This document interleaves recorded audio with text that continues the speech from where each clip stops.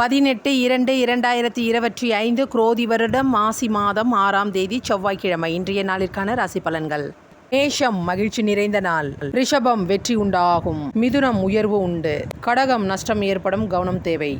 சிம்பம் உடன் பிறந்தோரின் ஆதரவு உண்டு. கன்னி அன்பு நிறைந்த நாள். துலாம் ஊக்கம் அதிகரிக்கும். விருச்சகம் நலம் உண்டாகும். தனுசு பக்தி நிறைந்த நாள். மகரம் ஆக்கம் நிறைந்த நாள். கும்பம் முயற்சி திருவினையாக்கும். மீனம் சிந்தனை மேலோங்கும். மீனராசிக்கு சந்திராஷ்டமம். மீனராசி நேயர்களே, இன்றைய நாள் முழுவதும் உங்களுக்கு சந்திராஷ்டமம் உள்ளதால் எந்த விதமான புது முயற்சியும் மேற்கொள்ளக்கூடாது.